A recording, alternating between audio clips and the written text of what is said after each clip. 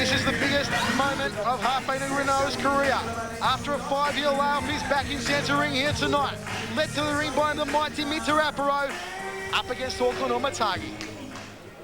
And the man standing in his way, Aucland Aumatagi.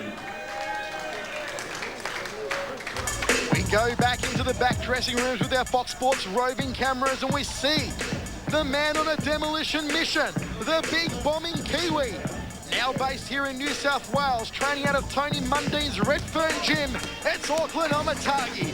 Hammer, doesn't Aucland Aumatagi look a picture of fitness and also a picture of confidence walking out to centering? He's trotting out to the ring. Well, he's certainly looking fresher. Anyway, a picture of fitness, I don't know, probably by your standard, but for me, Auckland's certainly looking a lot fitter than what he has been.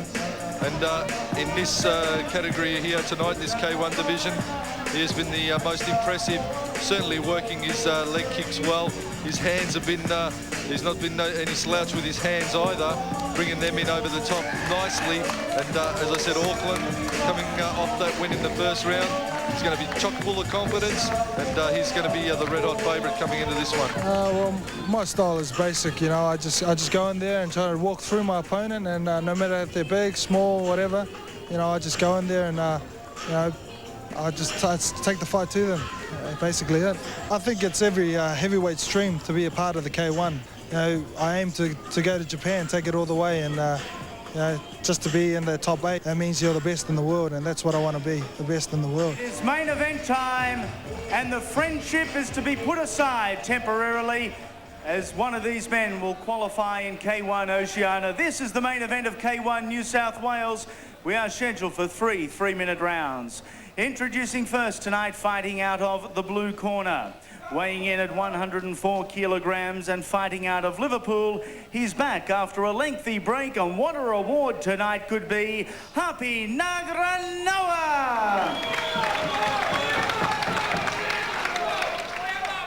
Across the ring, fighting out of the red corner, a former New Zealander, now based with Team Tui at Tony Mundine's gym in Redfern. He's giving away 1 kilo after weighing in at 103. He is Aucland Aumatagi. Billy Soulos in charge of the action. Our referee Billy Soulos calls both men to the centre of the ring. You know the rules. Any questions? No. Touch them up, lads. No questions, but who has the answers here in the final of the K1 Oceania New South Wales? It will be Aucland Aumatagi out of the red corner, and Hape Ngaronoa out of the blue corner. If he's just joined us right around the country, I hope you're about to enjoy the action. We just saw a cracker between Lester Ellis and Steve Duay, and now we might see exactly the same from Auckland and Hape.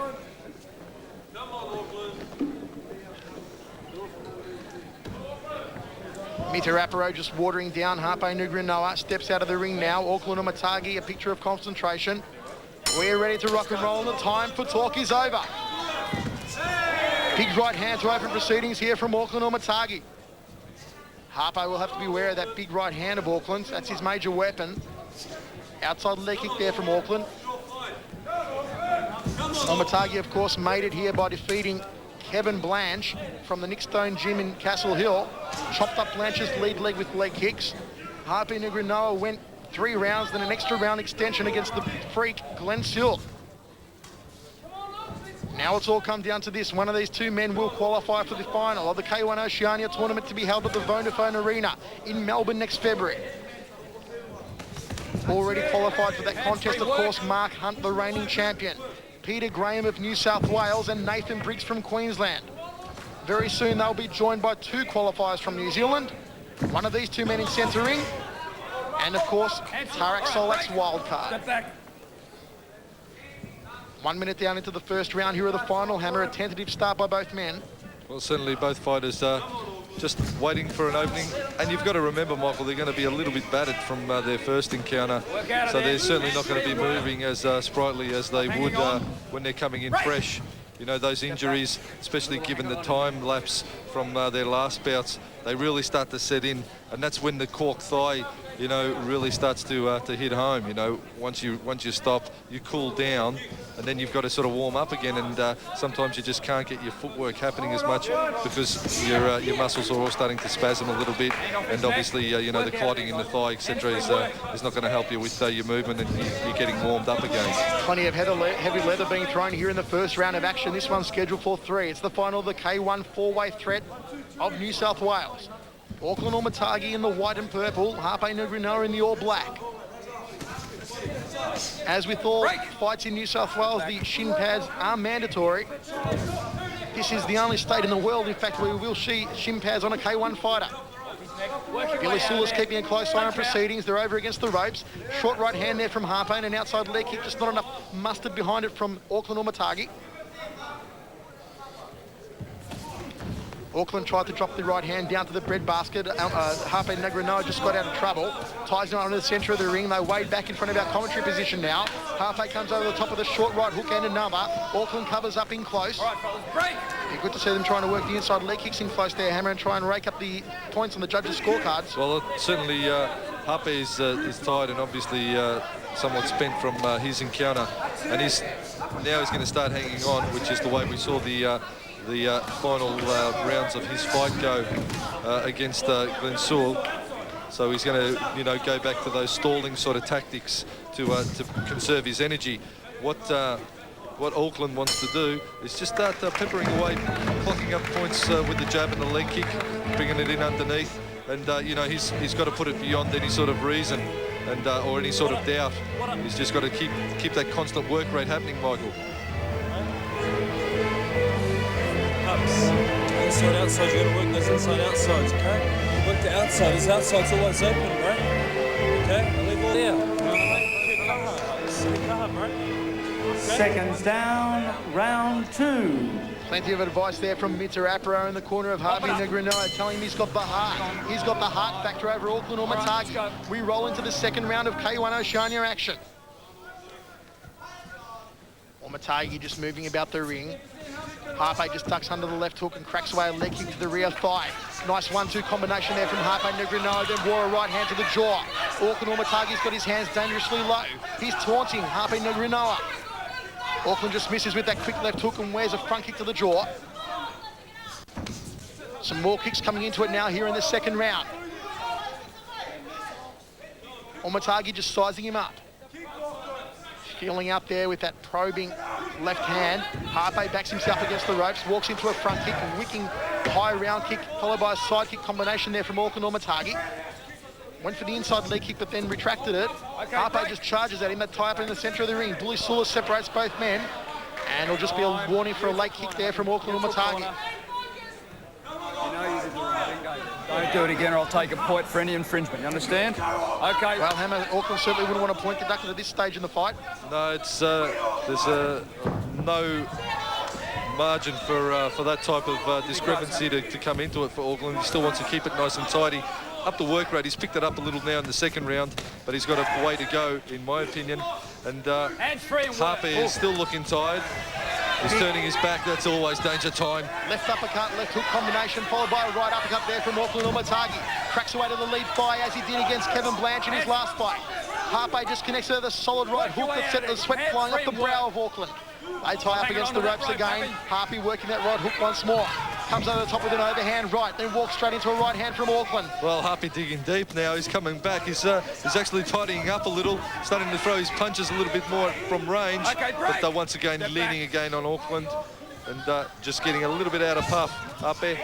Well, Hape walks into a right uppercut, smack bang under the chin. It started off with a lot of kicks at the beginning of the round, but now it's turned into a boxing contest. That's probably the tactic that Auckland wants to employ. As Hape comes in, he's open for an uppercut. And rolling that uppercut straight in, because Auckland is ducking his head down and his gloves are apart.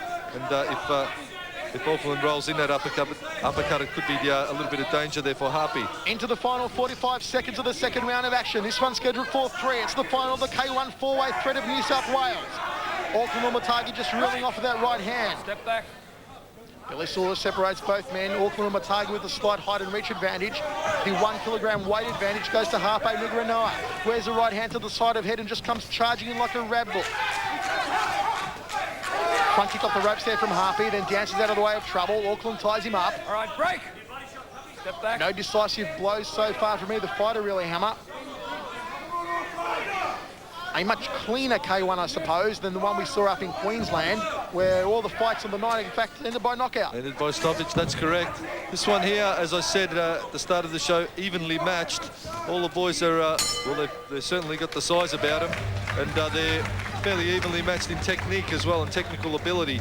So, you know, it is coming down to that slugfest that we're used to seeing, but Hape is still giving it a real, I'll tell you what, 5 years out of the ring, he's doing a fine job in there to take it this far.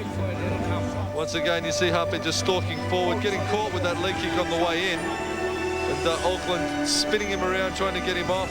That was danger. Ooh, he was so lucky to get out of that one without too much more damage than he sustained. Nicely timed uppercut there from Auckland, but Hape leading forward. He's just a tired athlete, a tired man at this point, and it's always hard to pull out the tidy, clean technique. Final round. When you know, when the tiredness is setting in and your arms and legs feel like they're made out of concrete. Well, here we go, folks. The third and final round of action as they insert the mouthguard of Hape Ngaronoa. After this one, if it's not a draw, we'll find out who will qualify for the K1 Oceania tournament of 2001. Will it be Aucland Aumatagi in the white and purple trunks? Will it be Hape Ngaronoa, a triumphant comeback for him, perhaps?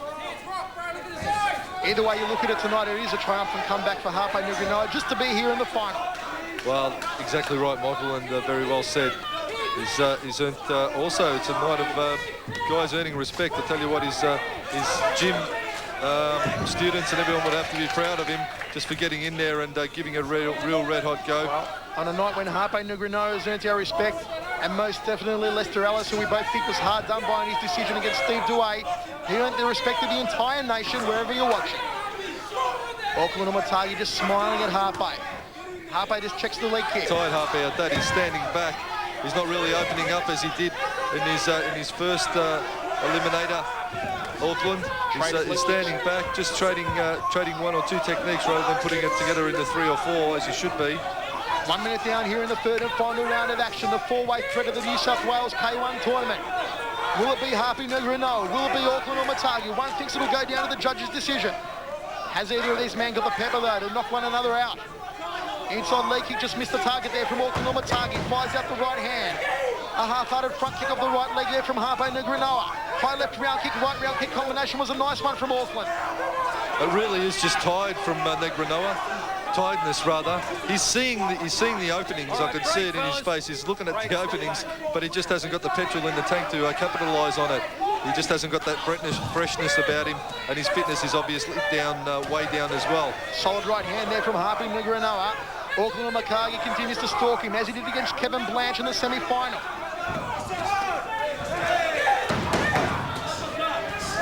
Almost to the 2-minute mark here of the third and final round. A whipping right uppercut there, just whistled past the nose of Hape Ngaronoa. They tie up over in the blue corner. An inside leg kick from Aumatagi. Goes to the outside left thigh now. Hape Ngaronoa is sucking in the air, taking heavy breaths. He is out of breath, folks. Just rocking the head there, the short right hook. Aucland Aumatagi forces him back with a leg kick. That was well checked, the inside leg kick. Goes high, Aucland Aumatagi. Pops a nice left hand to the jaw. Here comes Hape Ngaronoa. Ties him up in the centre of the ring. Step back. Hape just ties him up over against the ropes. Hammer into the final 40 seconds of this, the final of the K1 New South Wales. Well, both men just fighting on pure heart now, and I'll tell you what, this one is not going to be as clear-cut as what you would have imagined when the boys walked into the ring. Hape is actually putting up a very, very strong charge and giving Auckland no room to look, flash and move. Well, there it is. The end of the third and final round of action. We go down to the judges again, and one of these men will qualify for the K1 2001 Oceania tournament. Who will it be, Hammer? Aucland Aumatagi or Hape Ngaronoa? You know, in hindsight, Auckland's probably done just enough to get through. But I tell you what, Hape Ngaronoa, you've got to respect the effort that man put in tonight. We have a majority points win. Judge Billy Mayle scores the bout 29-28. Judge June Abbott scores the bout 29-28. And Judge Nell Ward scores the bout 29-29. Your winner, Aucland Aumatagi. Well, there you have it. Aucland Aumatagi becomes the 8-man K1 Oceania 2001 tournament. Aucland Aumatagi, number 4 into K1 Oceania. Congratulations. Oh, I'm so excited. I'd like to thank the Sydney crowd for coming out here tonight and supporting us. Kickboxing would be nothing without you people, and I thank you very much. I just want to put on a good show for you people because I love Australia, and that's why I'm here. I'm here to make it to the K1, and now I've made it with this man's help, and I'd like to wish him a happy birthday. My man, the master. Alex Tui celebrating a birthday as he would love. I tell you what, with Peter, Graham, Mark, Hunt, yourself, things are going to certainly be interesting in the gym in the next couple of months. I tell you, the sparring's going to be pretty good. So if you want to come down for a sneak preview, come on down to the Red Fern Gym. I'd like to thank some sponsors, Black and Blue for sponsoring Team Tui. I'd like to dedicate this fight and every fight for the rest of my life to my dad who passed away earlier this year. He taught me if I wanted anything in this life, I had to fight for it. And I love you, Dad and Mom. This money's going to your operation. She's got bad eyes, and this money tonight will help fix that problem up, I hope. An emotional night for Aucland Aumatagi.